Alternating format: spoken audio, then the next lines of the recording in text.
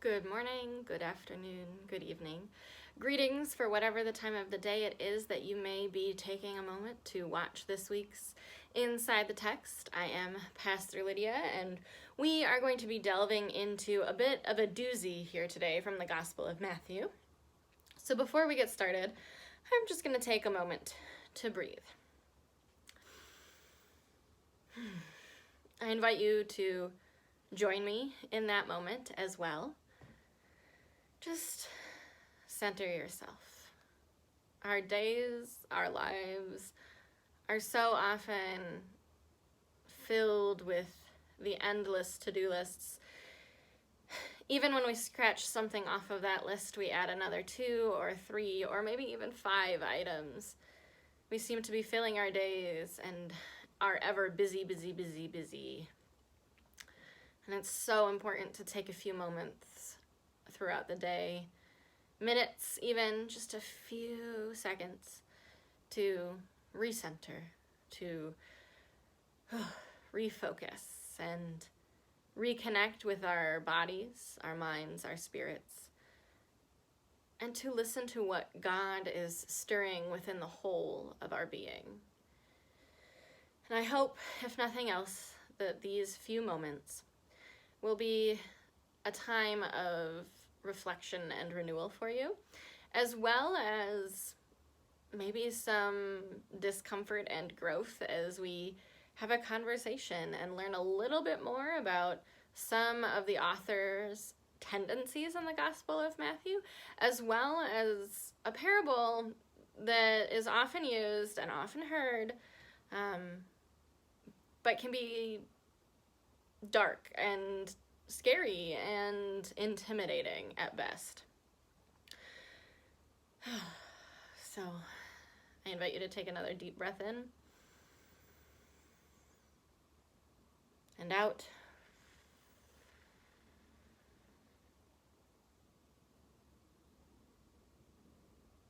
And just be in these coming minutes that we have together. I read from the Gospel of Matthew, chapter 25, beginning with verse 14. For it is if a man going on a journey summoned his slaves and entrusted his property to them. To one he gave 5 talents, to another 2, to another 1, to each according to his ability. Then he went away. The one who had received the 5 talents went off at once and traded with them, and made 5 more talents.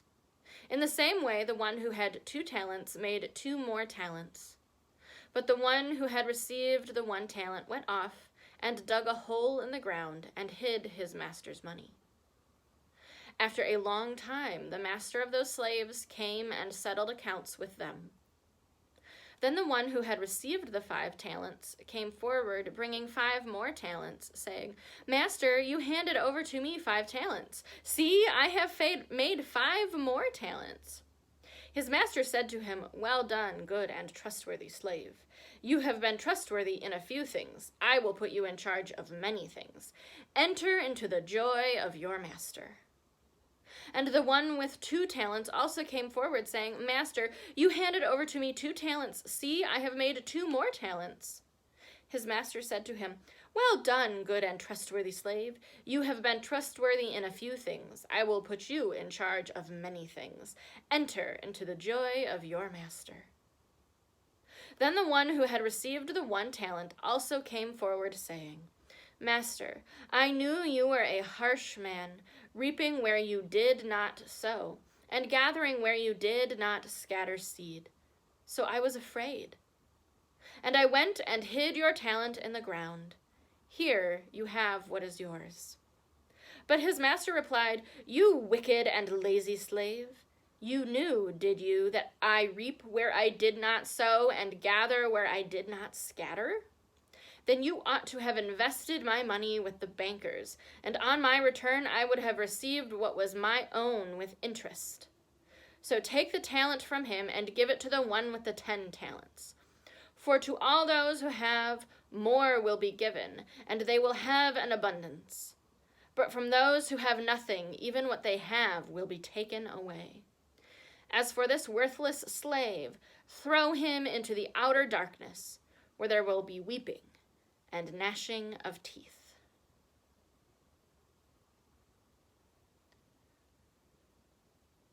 That's hard to hear.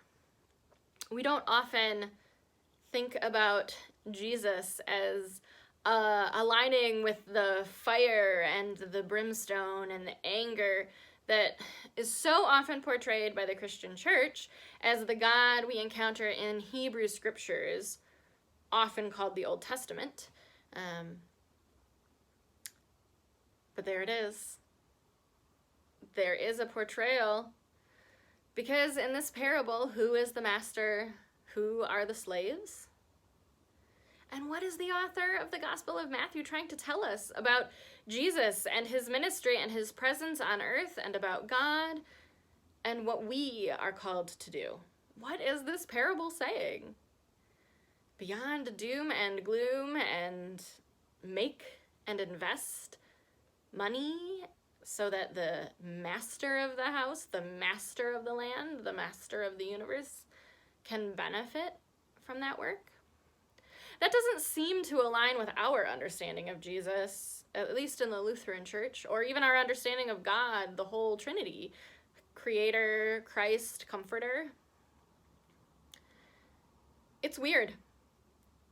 But it's not the only time we encounter this understanding of outer darkness or weeping and gnashing of teeth in the Gospel of Matthew. There's an urgency or a bend towards end times in the Gospel of Matthew. The author who wrote this gospel wanted to convey the importance of Christ's return, that Christ will come again. But in conveying that, some of these stories, some of these parables that Jesus is telling are scary. They're apocalyptic. They're dystopian. They fit into that genre that so many young adult novels recently have fit into. When you think about The Hunger Games, or Cormac McCarthy's The Road, or George Orwell's 1984. They're dystopian. They're end times, or post-end times, and society has ceased to exist as the world has previously known it, and a new way of life has emerged from the chaos of and turmoil of the wars, of the fighting, of the destruction. That's what apocalyptic is. And these parables often come across that way from Matthew. And that's hard. It's really hard to be reminded that dystopian times are not in the future, that they are now. Because what we sometimes fail to remember when looking at the Gospel of Matthew and these texts that we consider apocalyptic is that it's not just prescriptive for the future, but descriptive of now. There is outer darkness now. There already is weeping and gnashing of teeth now. It's present in our world today. And it's not about punishment. It's not about disobedience. It's not about God profiting off of us or the rest of humanity. It's about how we care for one another. About how we live into who we truly are as beautiful and beloved and diverse children of God. And how we recognize and care for all of our neighbors. How we love all of our neighbors. And as we approach the end of the year and the season in the church year of Advent, a season filled with waiting and longing and hoping, we simultaneously wait to celebrate the birth of Christ in Advent, and we wait for Christ to come again. But now, in this time here, what do? How do we wait? How do we steward our talents? How do we care and live with one another? Do we hide who we are and what we give and what we've been blessed with out of fear? Or do we live openly and fully as beautiful and beloved children of God, knowing that what we have been given multiplies through us, within us, and outside of us when we fully love all people? Because we are enough. We are enough just as we are. And when we live fully just as we are, God says, "Well done, good and faithful servant. You have loved, you have lived, and you know and trust that you are enough."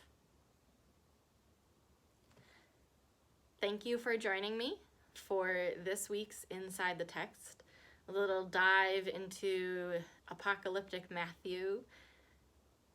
Stay tuned for our service that will be upcoming on Sunday, where you will hear a little bit more about this gospel and what it means for us today.